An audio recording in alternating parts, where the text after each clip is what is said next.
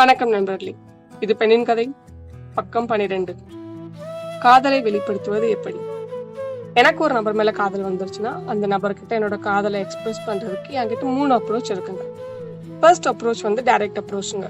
இந்த அப்ரோச்ல நான் காதலிக்கிற நபர்கிட்ட நேரடியாவே போய் ஐ லவ் யூ, இல்லைன்னா நான் உங்களை காதலிக்கிறேன் இந்த மாதிரி ஸ்டேட்மெண்ட்டை யூஸ் பண்ணி என்னோட காதலை எக்ஸ்பிரஸ் பண்ணுவேன். இல்லைன்னா இதே ஸ்டேட்மெண்ட்டை கிரீட்டிங் கார்ட்லயோ இல்லை லெட்டர்லயோ இல்லை சோஷியல் மீடியால ஆஸ் அ மெசேஜாகவும் சென்ட் பண்ணி என்னோட காதலை எக்ஸ்பிரஸ் பண்ணுவேன். இந்த அப்ரோச் தாங்க கரண்ட் ஜென்ரேஷன்ல உள்ள எல்லாருமே யூஸ் பண்ணிட்டு இருக்காங்க. செகண்ட் அப்ரோச் வந்து indirect அப்ரோச்சுங்க.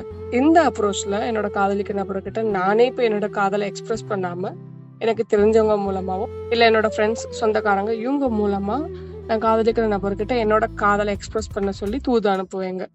80s and 90s kids தன்னோட காதலை எக்ஸ்பிரஸ் பண்றதுக்கு இந்த அப்ரோச்சை தாங்க யூஸ் பண்ணிட்டு இருந்தாங்க.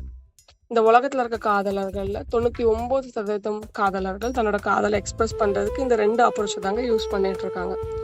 ரிமைனிங் 1% என்ன மாதிரி மக்கள் தன்னோட காதலை எக்ஸ்பிரஸ் பண்றதுக்கு நான் இப்போ சொல்ல போற தேர்ட் அப்ரோச் தாங்க யூஸ் பண்றாங்க. தேர்ட் அப்ரோச்சும் ஆல்மோஸ்ட் ஃபர்ஸ்ட் அப்ரோச் மாதிரி கொஞ்சம் டைரக்ட் அப்ரோச் தாங்க. ஆனா இந்த அப்ரோச்ல ஐ லவ் யூ, நான் உங்களை காதலிக்கிறேன் இந்த மாதிரி ஸ்டேட்மெண்ட் யூஸ் பண்ணாம டு யூ லவ் மீ, நீங்க என்ன காதலிக்கிறீங்களா, இந்த மாதிரி கேள்விகளை கேட்போங்க. என்ன கேட்கறதுக்கு இந்த 3 அப்ரோச்சும் ஒரே மாதிரி இருக்கா? அதுதான் இல்லைங்க. ஃபர்ஸ்ட் 2 அப்ரோச்சுக்கும் தேர்ட் அப்ரோச்சுக்கும் மலையளவு வித்தியாசம் இருக்குங்க. Let me explain you how. நான் ஒரு நபரை காதலிக்கிறேன், இது என்னோட தனிப்பட்ட ஃபீலிங்ஸ். ஆனா நான் என்ன காதலிக்கல, ஒரு உயிருள்ள ஒரு நபரை காதலிக்கிறேன். என்னோட இந்த ஃபீலிங்ஸ் அடுத்த நபரை சார்ந்தனால நான் காதலிக்கிற பர்சனோட கன்சர்ன் விருப்பம் எனக்கு தேவைப்படுதுங்க. சிம்பிளா சொல்லணும்னா நான் அவங்கள காதலிக்கிற மாதிரி அவங்களும் என்ன காதலிச்சாதாங்க என்னோட காதல் முழுமையடையும். அதனால தாங்க என்னோட காதலை அவங்க கிட்ட எக்ஸ்பிரஸ் பண்றதுக்கான தேவைகள் இருக்கு. ஆனா ஃபர்ஸ்ட் 2 அப்ரோச்சுமே நான் காதலிக்கிற நபரோட ஃபீலிங்ஸையோ இல்ல உணர்வுகளையோ இல்ல கன்சர்ன்ஸையோ கன்சிடர் பண்றது இல்லைங்க. இந்த ஃபர்ஸ்ட் 2 அப்ரோச்சுமே முழுக்க என்னையும் என்னோட காதலை பத்தி மட்டுமே இருக்கு. நான் உங்களை காதலிக்கிறேன், அதனால நான் என்னோட காதலை உங்ககிட்ட எக்ஸ்பிரஸ் பண்றேன். உங்களுக்கு பதில் எஸ்ஸா இருக்கலாம், நோவா இருக்கலாம், அதை பத்தி எனக்கு கவலை கிடையாது. எனக்கு தேவை என்னோட ஃபீலிங்ஸ் உங்ககிட்ட எக்ஸ்பிரஸ் பண்றது.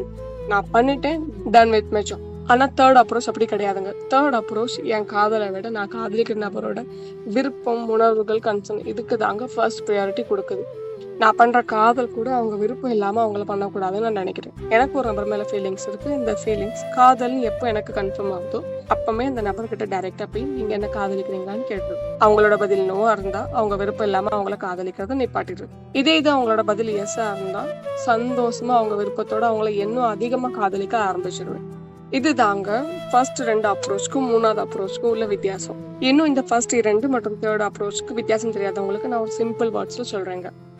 ஃபர்ஸ்ட் 2 அப்ரோச்லயுமே நான் காதலிக்கிற நபர்கிட்ட நான் என்னோட காதலை சொல்றேன். இந்த வார்த்தையில கவனம் செலுத்துங்க.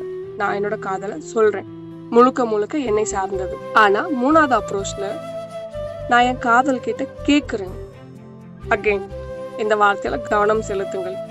என் காதல் கிட்ட கேட்கிறேன், முழுக்க நான் காதலிக்கிற நபரோட விருப்பத்தை சார்ந்தது. இந்த பக்கத்துல ஒரு சின்ன குறிப்பு இருக்குங்க. நான் ஒரு ஆணா இருந்து நான் காதலிக்கிற ஒரு பெண் கிட்ட என்னோட காதலை எக்ஸ்பிரஸ் பண்ண போகும்போது இந்த தேர்ட் அப்ரோச்சை யூஸ் பண்ணேன்னா அவங்களுக்கு என் மேல உண்மையிலே காதல் இருந்தாலும் அவங்க எஸ்ன்னு சொல்றதுக்கு வாய்ப்புகள் ரொம்ப கம்மிங்க. ஏன்னா as a girl I know that இந்த உலகத்துல உள்ள 75% பெண்கள் தன்னோட காதலை ஃபர்ஸ்ட் எக்ஸ்பிரஸ் பண்ணக்கூடாதுன்னு நினைக்கிறாங்க.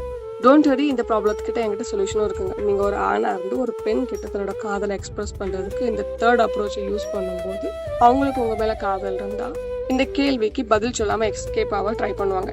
இல்லைன்னா ஏன் இப்படி கேட்குற, திடீர்னு உனக்கு என்ன ஆச்சு, உனக்கு என்ன பிடிச்சிருக்கா, இந்த மாதிரி திரும்ப உங்களையே கேள்வி கேட்பாங்க. இதை நீங்க ஒரு ஹிண்டா கன்சிடர் பண்ணி ஃபர்ஸ்ட் அப்ரோச்சை யூஸ் பண்ணி உங்களோட காதலை எக்ஸ்பிரஸ் பண்ணலாம். அதே இது அவங்க பதில் நோவா இருந்தா நோ ஃபர்தர் ஆர்குமெண்ட் அங்க இருந்து கிளம்பிடுங்க. ஏன்னா நோன்னு சொல்ல தைரியம் உள்ள பெண்கள் விருப்பம் இருந்தா எஸ்ன்னு ஒத்துக்குவாங்க.